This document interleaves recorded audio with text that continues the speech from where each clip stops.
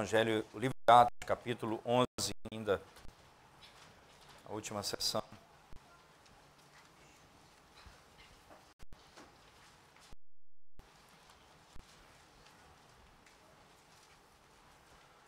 Atos, capítulo 11,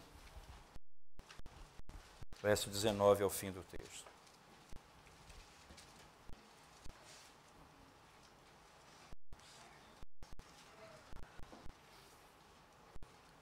Diz assim as Sagradas Escrituras. Então, os que foram forços por causa da tribulação que sobreveio a Estevão, se espalharam até a Fenícia, Chipre e Antioquia, não anunciando a ninguém a palavra, senão somente aos judeus. Alguns deles, porém, que eram de Chipre e de Cirene, e que foram até Antioquia, falavam também aos gregos, anunciando-lhes o Evangelho do Senhor Jesus. A mão do Senhor estava com eles, e muitos, crendo, se converteram ao Senhor. A notícia a respeito deles chegou aos ouvidos da igreja que estava em Jerusalém, e enviaram Barnabé até Antioquia. Tendo ele chegado e vendo a graça de Deus, alegrou-se e exortava a todos a que, com firmeza de coração, permanecessem no Senhor. Porque era homem bom, cheio do Espírito Santo e de fé, e muita gente se uniu ao Senhor. E partiu Barnabé para Tarso à procura de Saulo. Tendo encontrado, levou para Antioquia, e por todo um ano se reuniram naquela igreja e ensinaram numerosa multidão. Em Antioquia foram os discípulos pela primeira vez chamados cristãos. Naqueles dias, desceram alguns profetas de Jerusalém para Antioquia, e, apresentando-se um deles, chamado Ágabo, dava a entender pelo Espírito que estava para vir grande fome por todo o mundo, a qual sobreveio nos dias de Cláudio. Os discípulos, cada um conforme as suas posses, resolveram enviar socorro aos irmãos que moravam na Judeia, o que eles, com efeito, fizeram, enviando aos presbíteros por intermédio de Barnabé e de Saulo. Amém. Vamos à presença de Deus mais uma vez em oração, irmãos. Ó Deus, nós te damos graças por tua misericórdia e nos permitir abrir a tua santa palavra. Fala conosco nessa noite, desvenda os nossos olhos, torna o teu Filho glorioso diante de nós, a fim de podermos te conhecer mais e te adorar melhor. Que te pedimos em nome de Jesus. Amém, Senhor Deus. Amém. Dar nome a algumas pessoas ou a um grupo, ela tem significados diferentes. Isto é, posso fazer de uma maneira que eu destrua aquele grupo com um nome que eu dou a eles. Por exemplo, na nossa época, se você quiser destruir uma pessoa no meio evangélico, principalmente presbiteriano, é chamado de neopuritano.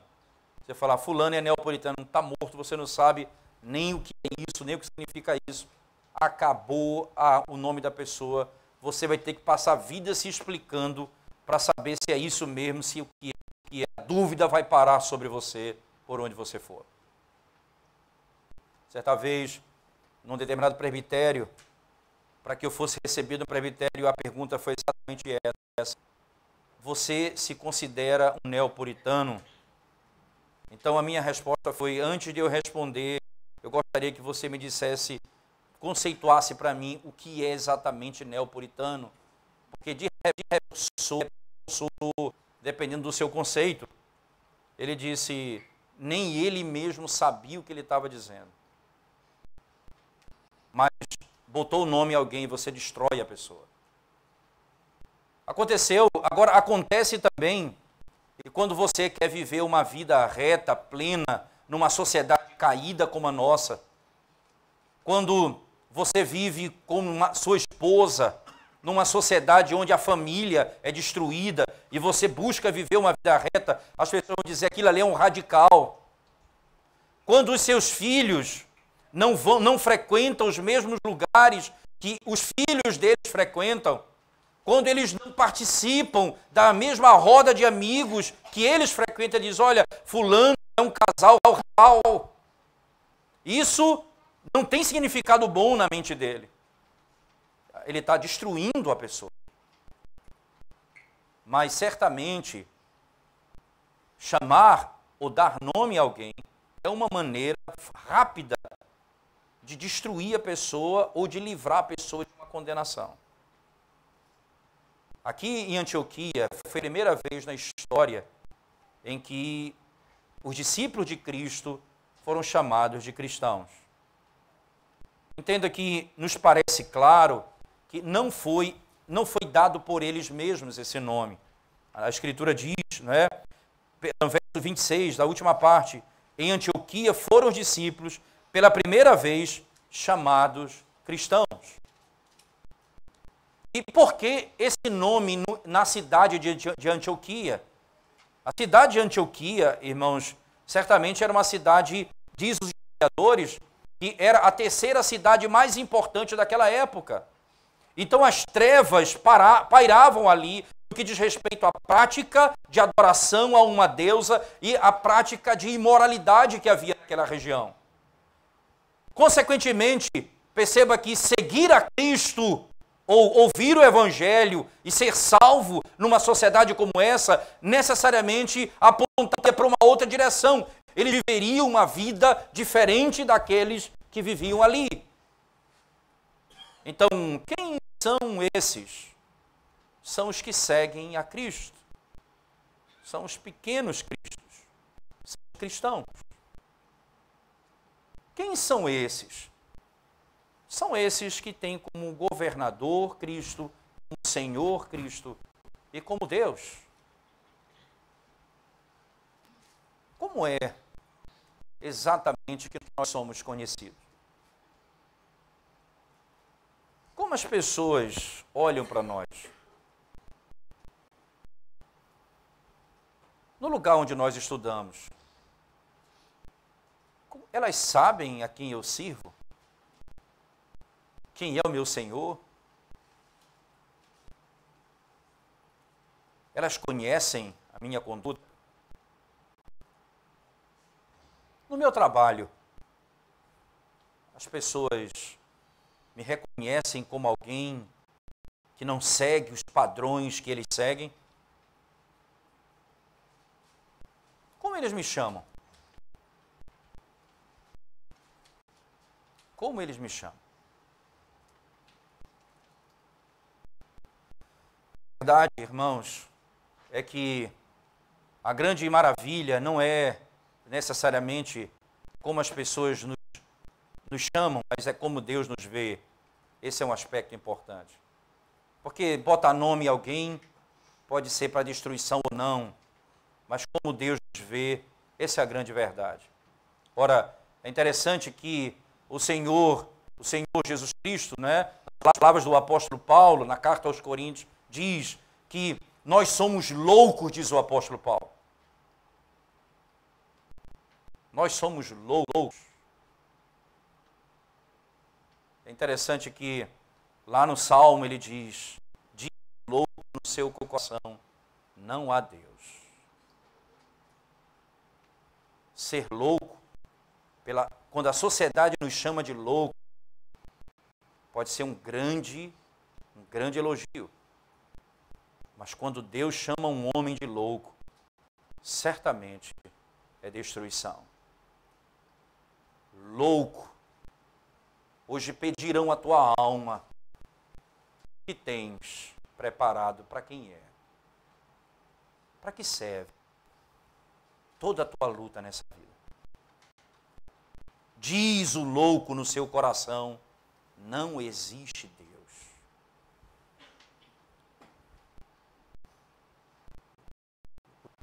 Que nós recebemos é esse. E Deus é perito em mudar o nosso nome. Foi assim na história da redenção, na antiga aliança. Ora, ele mesmo vai transformar o nome de Saulo em Paulo. Ele chamou Jacó, que era enganador de Israel, o príncipe de Deus. Ele chamou Abrão de Abraão. Ele mudou o nome das pessoas. Ele muda o nome das pessoas. Ele não muda título, necessariamente, não uma marca, mas ele muda o nosso nome. E mudar o nome é mudar o que nós somos. E é exatamente isso o que passa a acontecer aqui no livro de Atos, no capítulo 11. Voltemos mais uma vez para a narrativa, por favor, irmãos. Perceba que nós temos aqui alguns pontos importantes, não é? O evangelho passa a se espalhar por todo mundo. Verso 19 diz: então os que foram dispersos por causa da tribulação que sobreveio a Estevão. Perceba que aqui Lucas está falando como que um envelope, não é? Ele está fechando ele está terminando uma sessão. No capítulo 8 do livro de Atos, por favor, você vai perceber, não é, que no capítulo 8 de Atos, você vai encontrar esse acontecimento narrado aqui. Verso 1 diz: naquele dia levantou-se grande perseguição contra a igreja em Jerusalém, e todos, exceto os apóstolos, foram dispersos pelas regiões da Judéia e Samaria. Então ele está fazendo referência ao que aconteceu aqui com Estevão, no capítulo 8. Ele está no ciclo dizendo: ora, os que foram dispersos por causa da tribulação que sobreveio a Estevão se espalharam até a Fenícia, Chipre e Antioquia, não anunciando a ninguém a palavra, senão somente aos judeus. Perceba ainda aquilo que havia acontecido, o grande fato que ocorreu no capítulo 9, 10 e no 11, que descreve Deus tirando os limites da Judéia e indo para além da Palestina, para as nações e para os gentios. Mais uma vez, isso é reforçado. Eles iam pelas nações, mas só pregavam aos judeus. Eles só anunciavam aos judeus. Aconteceu, verso 20, alguns deles, porém que eram de Chipre e de Cirene, e que foram até Antioquia, falavam também aos gregos, anunciando-lhes o evangelho do Senhor Jesus. Falavam também aos gregos. E essa é uma discussão grande aqui, se esses gregos são judeus que falam grego ou são gregos de fato. Se é uma questão, se eles são se é o povo grego ou são judeus que falam grego e que já tinham perdido parte da sua cultura. Esse é um embate importante, porque certamente a questão dos gregos vai ser retomada posteriormente com o apóstolo Paulo.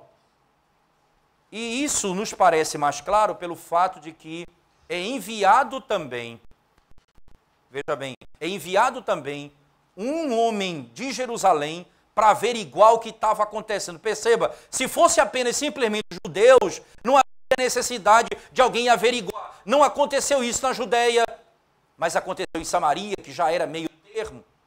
Aconteceu isso com Cornélio, vai acontecer também aqui com os de fala grega.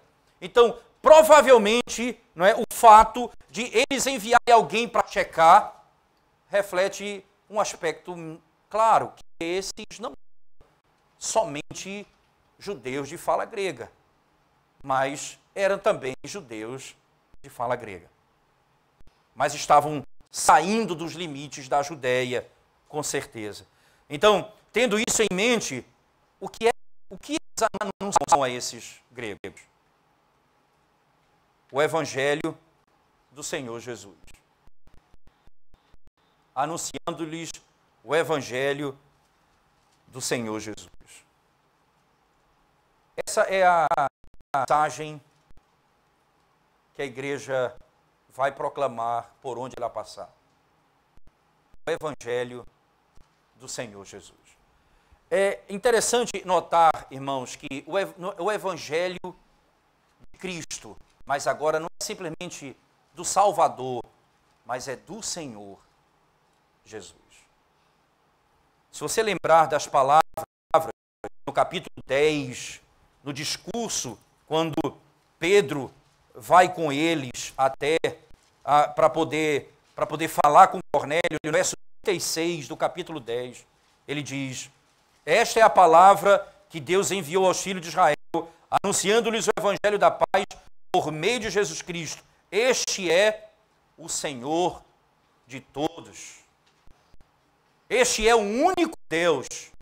Perceba que ele não é apenas o Senhor dos judeus, mas o Senhor de todos, porque Cornélio agora, que não era judeu, passa a crer no evangelho. Dessa forma, esse conceito, o Senhor, é parte da mensagem do evangelho. Ele governa, ele reina as nações. E os povos se submeterão a ele. Daí a linguagem utilizada no verso 20, na parte B do verso 20. Falavam também alguns gregos, anunciando o evangelho do Senhor Jesus. O evangelho do Senhor Jesus.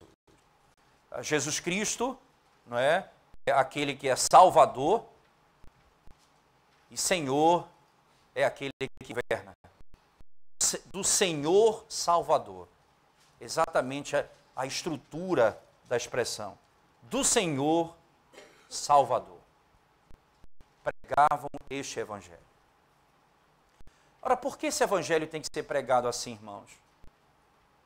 Porque muitas pessoas, elas não entendem que a verdadeira conversão, ela passa pelo entendimento dessa verdade. Jesus não é meu Salvador apenas. Ele é meu Senhor também. Quando eu tenho como Senhor e quando eu tenho como Salvador, quando eu creio nele, ele é meu Salvador. O arrependimento é a revelação de que ele é meu Senhor.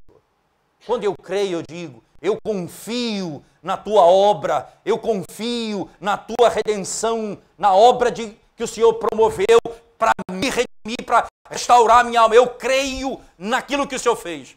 Mas, por outro lado, eu digo também, eu me rendo. Eu rendo, Senhor.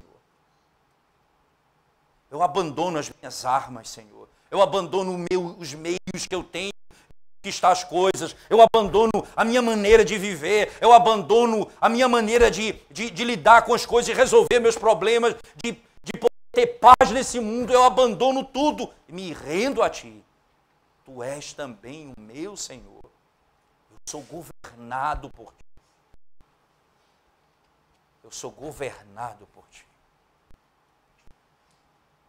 Uma sociedade como a da Antioquia, onde as trevas imperavam, dizer apenas que conhecia Jesus como Senhor e não ser guiado, conduzido, dirigido por Ele, seria um grande contrassenso, como é também hoje, irmãos.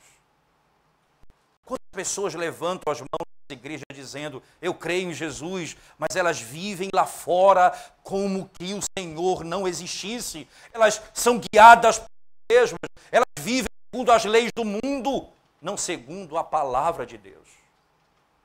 Ora, como isso pode? Como pode existir isso no nosso meio? Certamente não há verdadeira conversão. A verdadeira conversão transforma um homem completamente. A maneira de viver do homem é transformada. Interessante que as próprias palavras do apóstolo Paulo, Gálatas capítulo 2, verso 20. Por favor, abra sua Bíblia comigo. Gálatas 2, verso 20.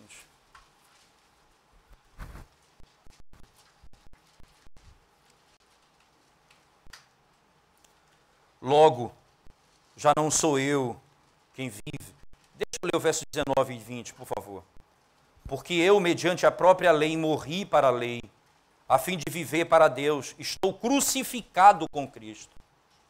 Logo, já não sou eu quem vive, mas Cristo vive em mim. E esse viver que agora tenho na carne, vivo pela fé no Filho de Deus, que me amou e a si mesmo você entregou por mim. Eu morri para mim mesmo, vivo para Deus. Eu vivo para Deus. Eu sou governado. Deus não faz uma reforma no homem, não. Ele não pega você e vai melhorar uma área da sua vida, vai ajustar alguma área. Não, ele não faz reforma, não. Ele vai destruir o seu edifício todo e vai reconstruir você. Tanto é que essa linguagem bíblica, se você não nascer de novo, você não tem parte no reino de Deus. Não é melhoras na minha vida, não é ajustes em áreas da minha vida. Eu preciso morrer para mim mesmo e viver para Deus. Eu preciso ler o mundo com a lente das Escrituras, porque essa é a vontade do meu Senhor. Eu preciso julgar as coisas na perspectiva bíblica. Eu não posso pensar, por exemplo, em educação na perspectiva de filósofos humanistas e não pensar na educação segundo Deus. Se Deus tivesse estabelecido princípios claros do modo como Ele quer instruir. É como, por exemplo, criar os meus filhos. Eu vou criar os meus filhos segundo a psicologia lá de fora do mundo e vou dizer, Deus não me disse, não me instruiu como eu tenho que guiar meus filhos. Ele é meu Salvador. Ele é meu Senhor. E nós somos obedientes aos governantes desse mundo. Até que esses governantes não se atrevam a se colocar diante do nosso Senhor. Isto é, pedindo para que escolhamos entre eles ou Cristo, porque certamente o seu povo dirá, eu escolho a Cristo. Os apóstolos disseram, importa obedecer a Deus do que a homens.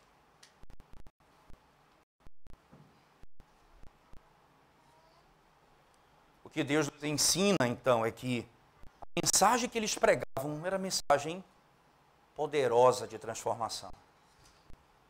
Mas como é que se prega essa mensagem, irmãos? E aí vem um aspecto que eu preciso colocar, né?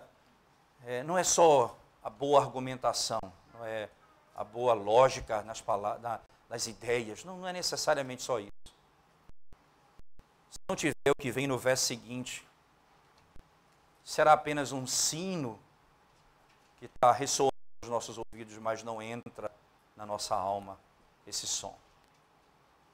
Diz o verso seguinte, a mão do Senhor estava com eles, e muitos crendo se converteram ao Senhor. A mão do Senhor estava com eles.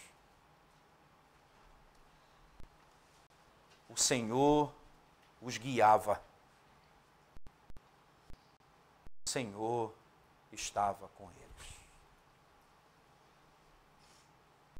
E muitos, diz o texto sagrado, crendo, se converteram ao Senhor. Que coisa impressionante. Crendo, se converteram ao senhorio dele.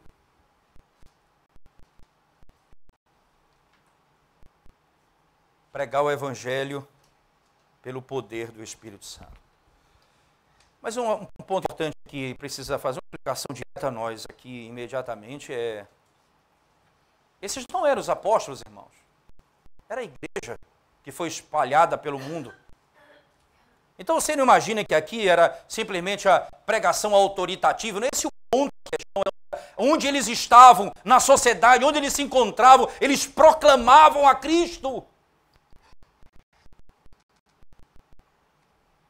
E o Senhor ia com eles. Em qualquer lugar onde ia. Mais uma vez, início, eu volto a trazer de volta. Eu volto a trazer esse princípio de volta aqui. Como as pessoas veem vocês no trabalho, em casa, na escola? Como é exatamente isso? Vocês acham que as pessoas precisam do quê? Para você ser uma pessoa legal com os amigos, ser uma pessoa bem entrosada com os amigos, você precisa falar a linguagem deles. O que eles precisam é de salvação. E você tem a mensagem de salvação nos seus lábios e você está retendo isso. Falando bobagem. Discutindo besteira. Gastando tempo com coisa vazia. Você tem a palavra da salvação e retém, podendo tirar as pessoas do inferno. É no Senhor Jesus Cristo.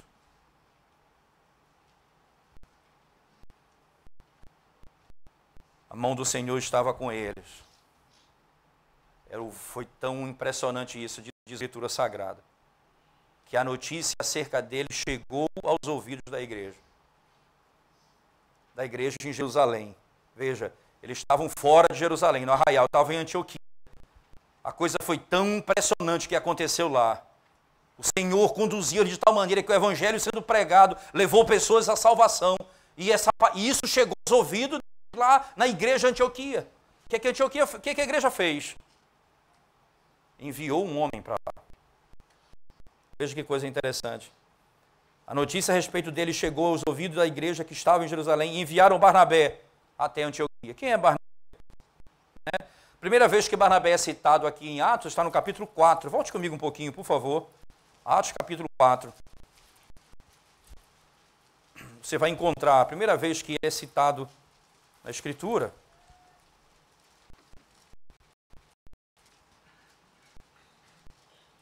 Verso 36 a 37 diz assim: José, a quem os apóstolos deram o sobrenome de Barnabé, que quer dizer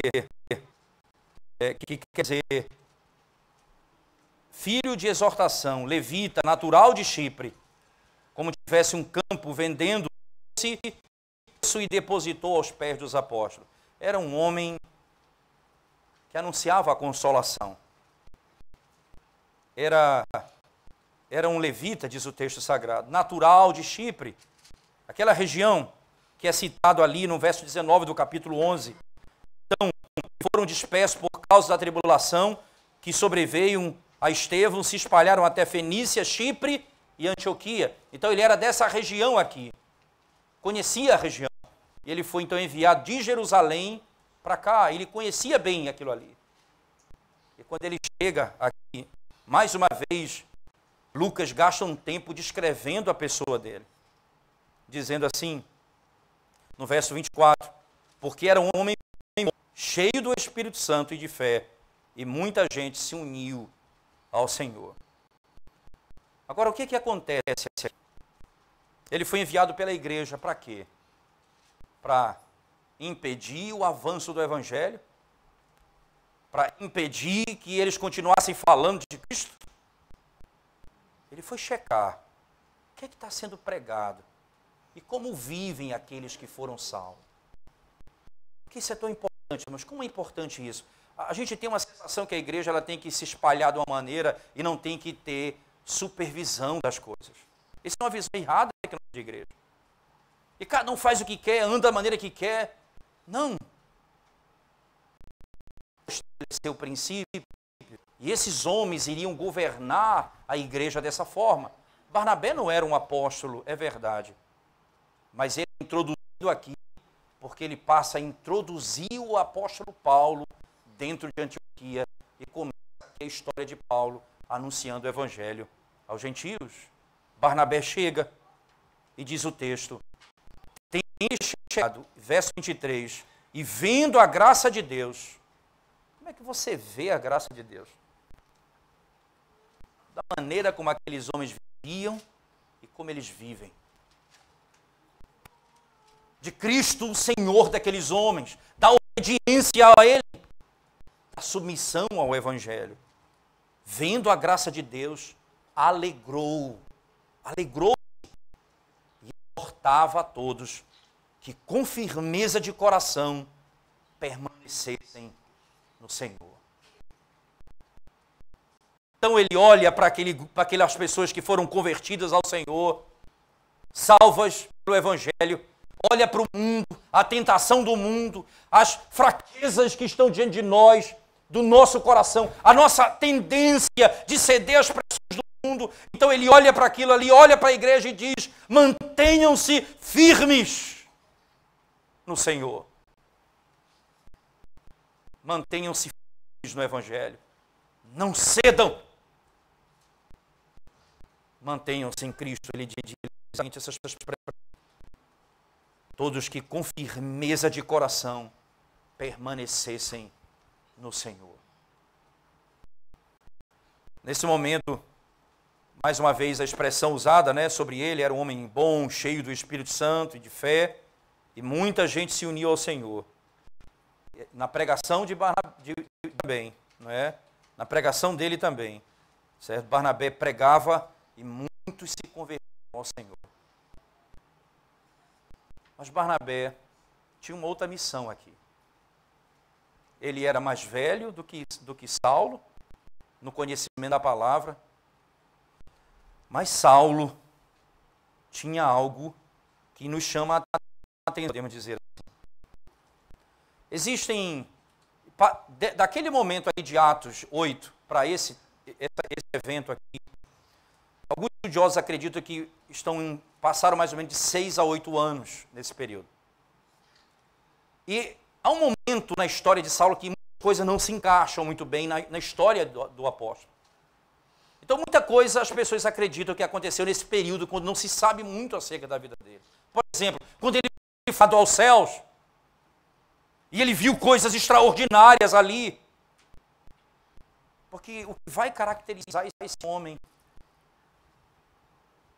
com menos tempo do que Barnabé, ter mais maturidade do que ele, a ponto de Barnabé humildemente ir atrás dele para que ele vinha ensinar a igreja de Antioquia.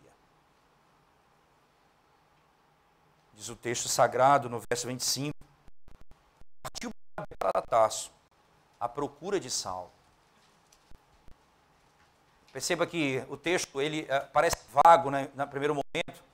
Né, ele está ali com eles, ele sai em busca de Saulo. Mas veja o que ele vai fazer. Tendo-o encontrado, levou para ele o trouxe para Antioquia. Ele foi buscá-lo. E por todo um ano se reuniram naquela igreja e ensinaram numerosa multidão. E aí ele diz, em Antioquia, pela primeira vez, eles foram chamados de cristãos. Quando Saulo chega e passa a ensinar a igreja acerca do Evangelho. Os judeus, salvação para os gregos. Isso fica tão claro. A salvação vem dos judeus, diz o Senhor em João 4. A nossa religião ela é judaico-cristã. A nossa ética é judaico-cristã. Nós não podemos fugir. Essa tentativa da sociedade de romper com isso, dizendo essa estrutura judaico-cristã tem que ser quebrada. Nós não podemos separar cristianismo do judaísmo. Há uma conexão íntima. Jesus diz, a salvação vem dos judeus. A história faz questão de afirmar que veio por meio dele, está mostrando isso. Ele generosamente, apesar da luta interna, de não ceder, de não saber os seus limites, o Evangelho chega ao mundo. Mas na última parte do texto, por favor. Aqui caberia, não tenha dúvida, eu caberia aqui muito tempo de exposição. Eu vou voltar a esse texto no tempo oportuno para tratar sobre a questão da profecia de Ágabo. Esse é um assunto importante dentro da estrutura da revelação do Novo Testamento. Mas eu quero me deter aqui apenas nesse ponto para terminar essa conexão. É o que a igreja passa a fazer com os judeus. Veja, naqueles dias desceram alguns profetas de Jerusalém para Antioquia. E apresentando-se um deles, chamado Ágabo, dava a entender, pelo Espírito. Veja que coisa interessante.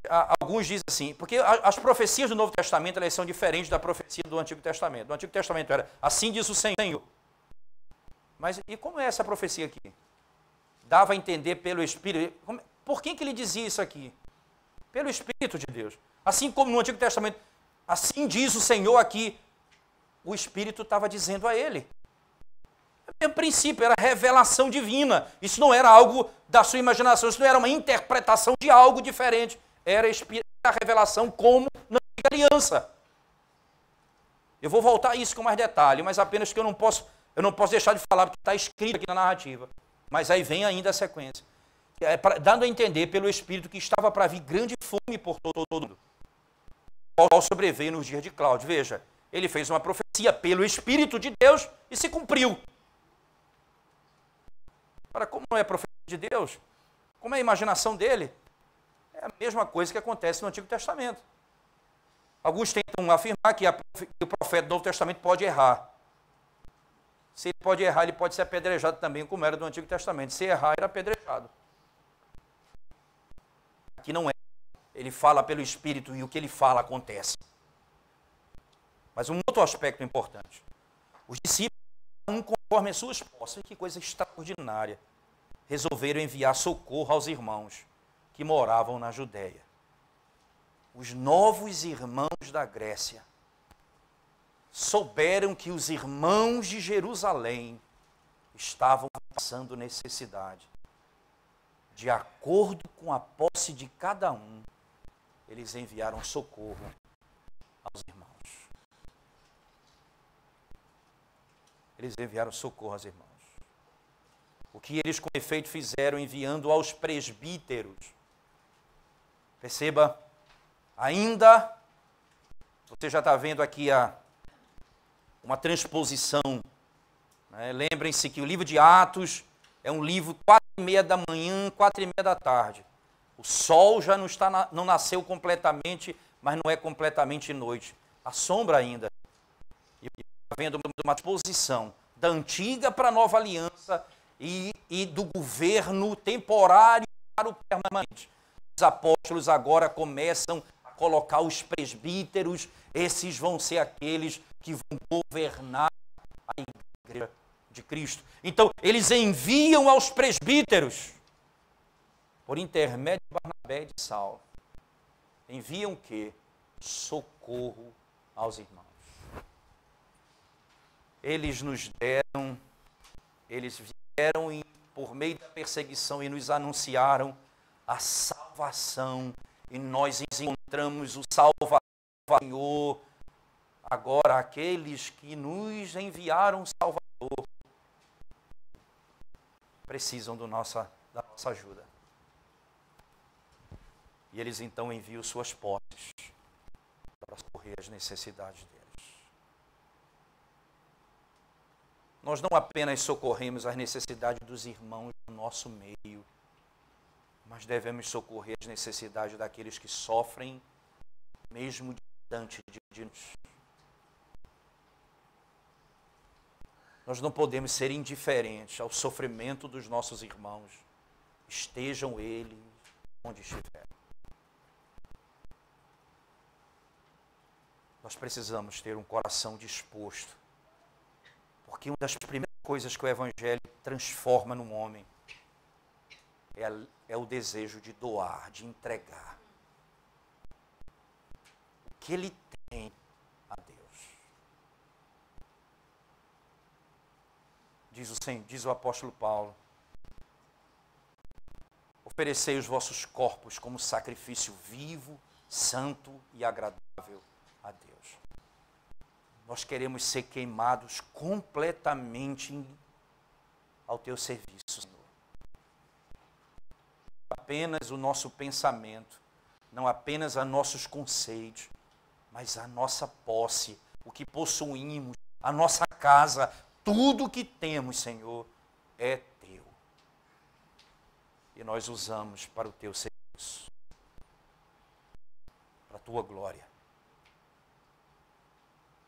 E a igreja que envia a mensagem da redenção recebe o socorro quando necessita de ajuda financeira.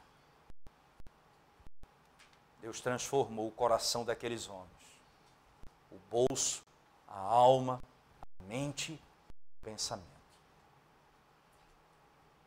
Nada que eles têm é para seu próprio bem, o bem daqueles que pertencem ao povo de Deus.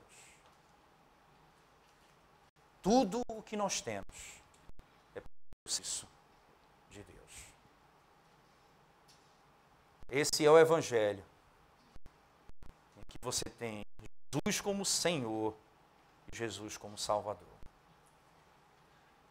Eu creio nele e eu me submeto ao seu senhorio em todas as áreas da minha vida.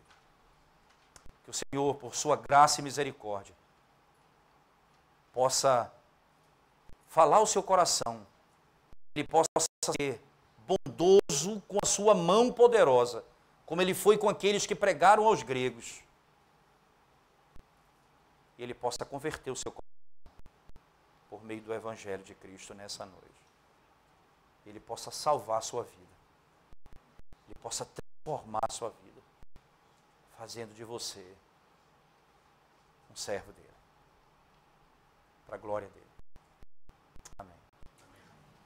Vamos à presença do Senhor em oração, mais uma vez, irmãos. Ó Deus querido, Senhor de toda a glória, aplica a Tua palavra ao nosso coração nessa noite, salvando-nos, exaltando-nos e restaurando a nossa vida. Em nome de Jesus nós oramos.